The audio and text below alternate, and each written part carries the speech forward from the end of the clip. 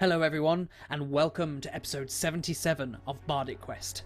Tensions continue to escalate as Thorik and Saga deal with the fallout of their discovery. Meanwhile, Sergei is in a desperate search for his friends, whilst Johann uncovers a terrifying truth. So without further ado, let's get into this week's episode of Bardic Quest.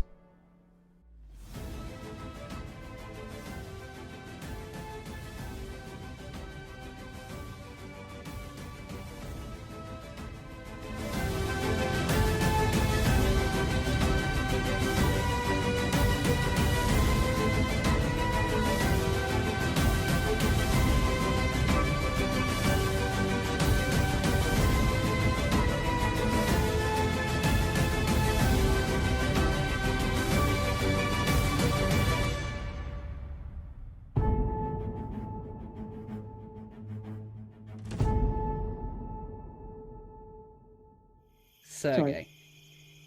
Yes. You have left your note with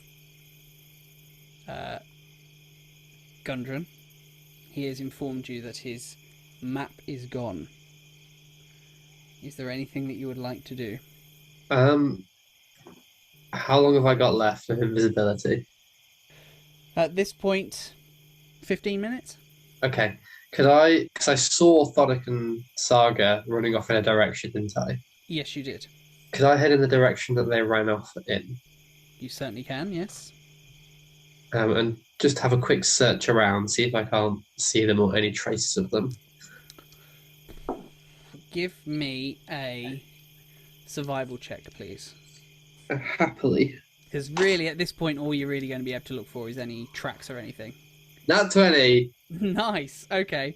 You do see in some of the softer, more well-trodden mud on the ground, you do see some footprints, which you suspect may well be Saga's and Thorik's. There's another set of footprints as well, but you're not entirely sure who they belong to. Okay, could I track them? You certainly can, yeah. After about 5 minutes, so Good to know. with 10 minutes left on your invisibility, Uh-huh. you find yourself at the door of a house, and you just hear the lock click as you get there. Oh dear. I'd like to quickly knock. Do. Saga, Thorik, you hear a knock on the door. Who's that? Who are you asking that to? So I'm saying it to Thorik. Who's that? Shh. Hello, it's me, Margaret. I bring cookies. Open the door, please. Open the door. Do you say that audibly as Sergei? That bit's under my breath. We do not open the door. Damn. I'm just like Saga's like Saga like shh. And I clamp my hand over the person's mouth, and I just stare into their eyes and just like. Sergei, could you give me a perception check, please?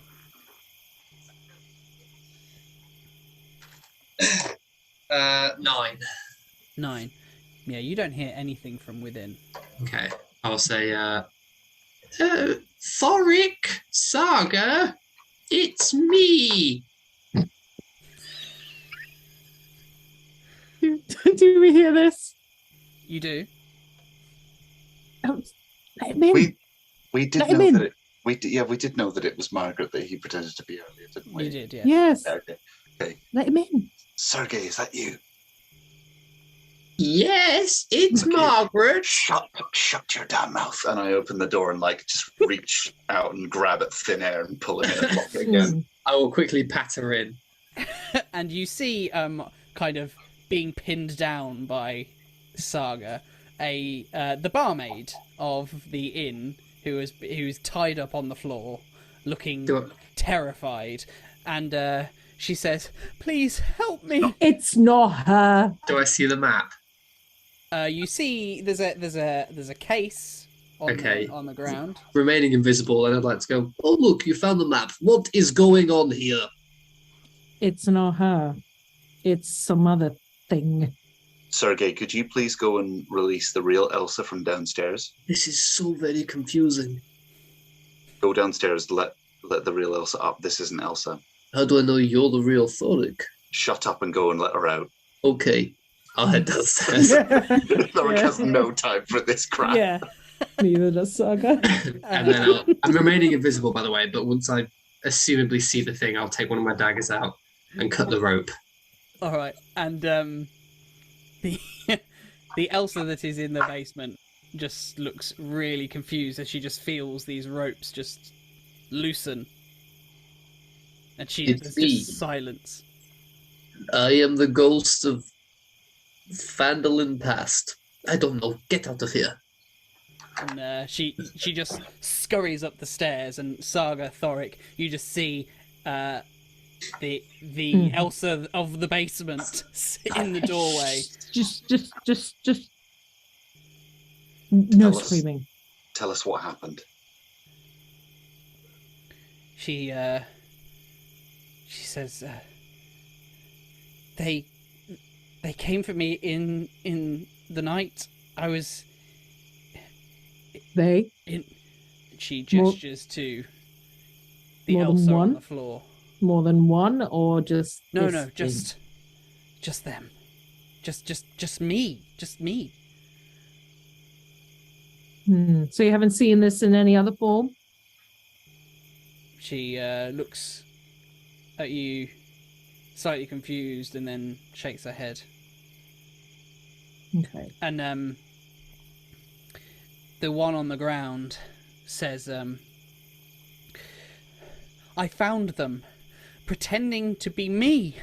Oh, no. Oh, shit. I'm going to take some rope and I'm going to tie it around this thing's mouth because I'm done. All right. Like, you tied them in a basement, you lied, and you punched my friend in the face like a jackhammer. Like, come on. Come on. Yeah. You're just wasting our time now. Yeah, so I'm just going to gag this thing because I am done. You kind of see her look defeated. Yeah. She can't resist. She's completely bound. So now, what we could do is we could send the real Elsa to get our friend Albrecht and show him what we have, and we have Elsa as a eyewitness. That guy's still a knob jockey, so I'm not keen on that idea. I have a better idea. I would like to pull out my rapier and start dragging it along the floor as I come up to the bound Elsa. We see none of this because you're invisible. It's just a sound. We just hear a rapier scraping the floor. And it sounds awful. What is that? What is that? Whatever you're doing, Sergei, stop it. Elsa stood up in the doorway, looks petrified. Yeah. Now, fake Elsa, I have a little question for you. You have interest in the map. Well, we have a friend who is currently trapped. Saga, they're gags, so... Oh, okay, I know. Let me get the proposition out first. And gag them. Okay. How about we have a little bit more fun? You play this trick that you are playing right now, but you become a man known as Iano Olbrek. And we can't trust this thing. Sergei, this thing very nearly might have killed both of us. This thing we can't trust it. This thing can potentially turn into anyone. Bad idea. According to Iano Olbrek, I probably at some point almost killed you lot. Well, we know that's not true, so... This thing... Apologies for calling you a thing, strange. No, don't apologise. No apology. Okay, fuck you. This strange thing could be working under a command from some higher up of theirs. What, Iano's? No, maybe something else if they're after the map. Maybe the Black Spider? Indeed. What if this is the Black Spider? We've seen them as a rat, haven't we? That's a good point. What I am proposing is that this thing, might be able to help us. But we can't trust it. Sergei, sorry, no. We will bring Johann out ourselves. I just think if we show Iano this thing, surely impersonating Elsa is against the law. You know, dodgy. She was kidnapped. It'll buy us some leverage. But he's dodgy as heck. Like, of course he is, but he's really into the law, isn't he? Well, look, a crime. Yeah, and we technically still... he's just going to spin this however he wants. We technically still broke into Elsa's house, which he'll be like, oh, how did you do this? To save her?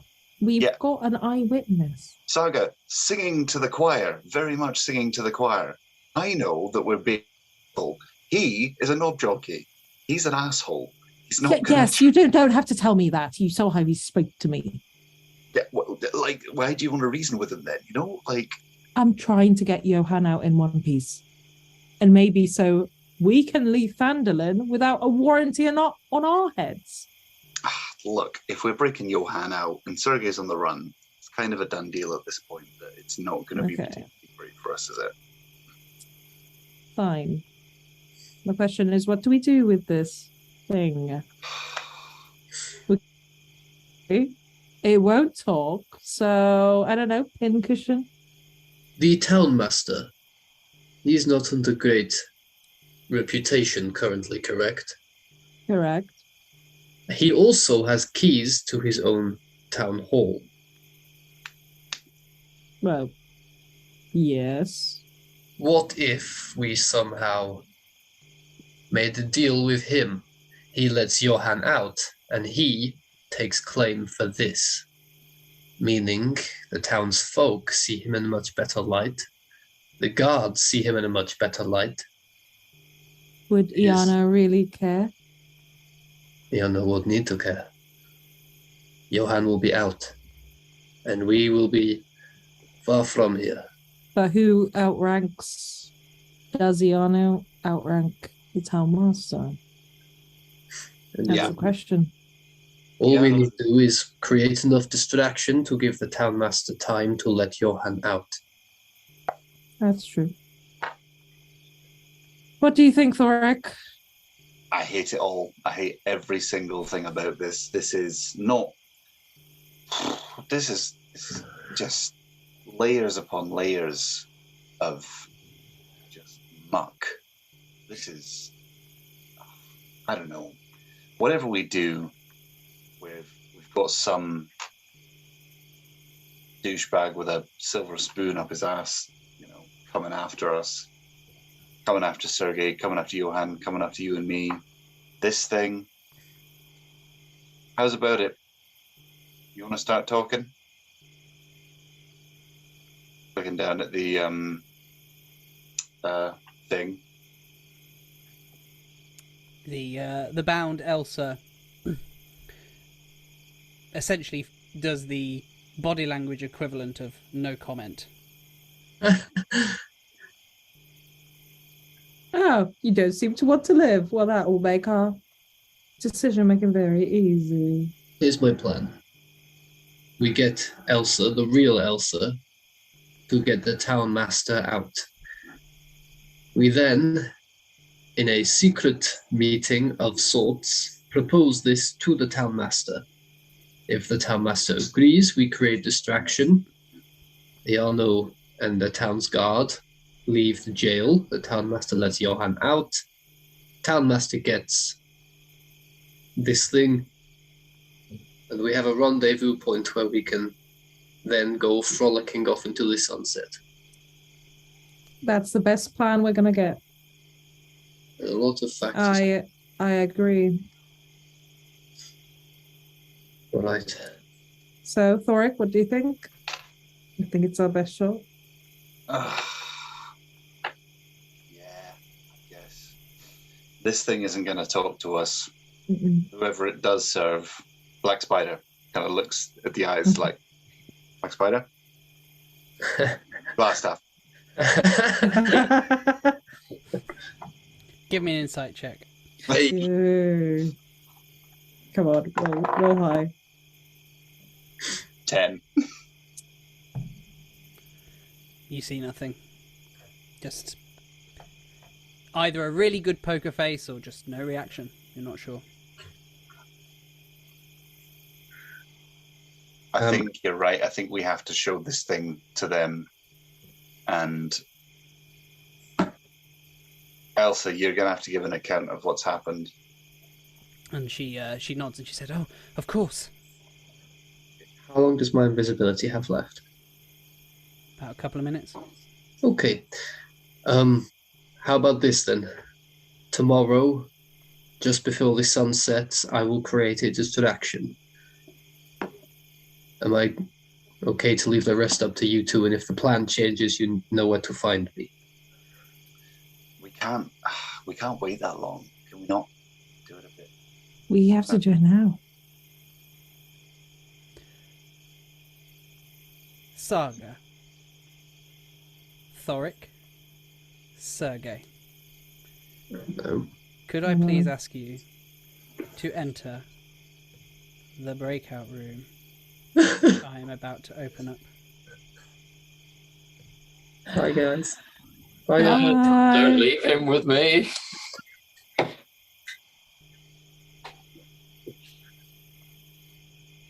Hey. Hello. Johann. You are sat in your cell. The two guards are stood watching you. And you hear the door at the top of the staircase swing open. Question before you start. Yes. Do I still have my stuff? No, that was all taken off of you. Frig. The only thing you have is the earring. How long have I been in here for? Probably about half an hour at this point.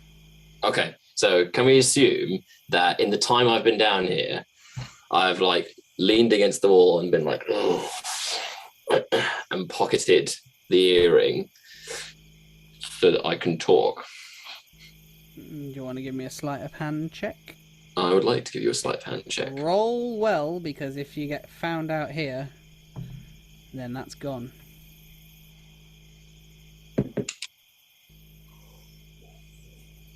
That's a 21.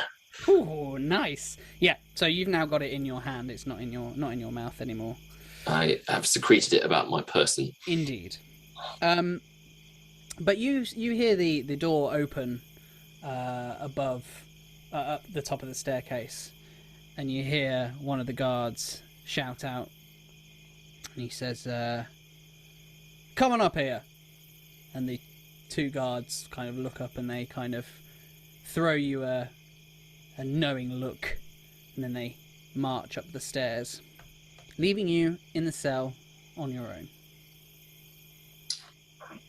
I immediately start looking for a potential point, anything that could be useful. What's in here? Straw, a bench / bed, kind of just like a wooden frame, really, more like a bench than a bed, and a bucket. Is there a window? No. Okay. Solid. Well, not in your cell. There's like a barred sort of grate in the main sort of chamber of this sort of prison, this jail, but it's not in your cell. You'd have to get out of your cell to get to. So I'm in an actual prison cell. Yeah. Okay. I'll keep an eye. I take note of the bucket and where it is in the room,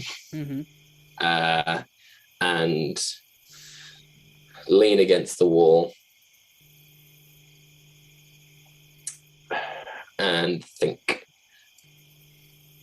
Oh, actually, tell you what, I've had a thought. I then approach the door. Is it barred? It's barred, yeah. So I can see out of it? Yep. So I stealthily approach the door and look through it. What can I see? Well, I mean, it's not like a wooden door with bars on it. It's still just all bars. Oh, it's like a plate. Oh, sorry. So I can see pretty clearly through it. You can see pretty clear through it. Yeah. It's a pretty empty room out there. This is not a fancy prison of any sorts. It's kind of like a room that's been converted into a place to hold unruly people. There's only 2 cells in here. There's one next to yours. That's it. So it's kind of, it doesn't really get much use. There's not much to it. It's just a room with 2 cells in it and the stairs leading upwards.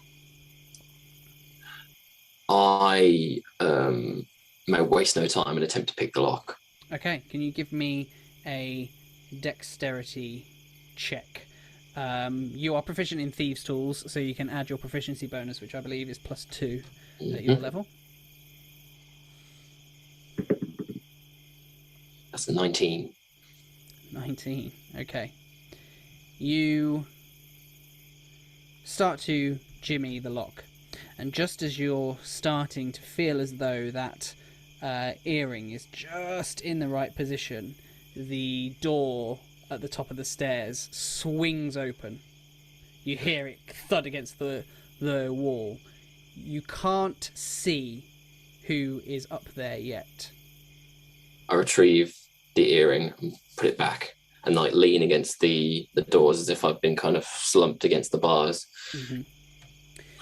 You hear footsteps down the stairs, and you hear, accompanying the footsteps, like a thud or like a twang almost, as if something is hitting the floor on the way down. Perhaps like a walking stick or a cane or something, perhaps, as they steadily walk down. And after a moment or two, Iarno Albrecht comes into view, wielding a staff made of glass. And that's where we're going to end. Because I'm an asshole. You swine. So that's it for another exciting episode of Bardic Quest. We hope you enjoyed it as much as we did. Before we go, we just wanted to give a big shout out to James Webster for letting us use his amazing animated artwork as part of the show. If you're a fan, be sure to show your support at patreon.com/JamesRPGArt. And of course, we can't forget the incredible sounds and music provided by Syrinscape. So head over to Syrinscape.com to check out their amazing work.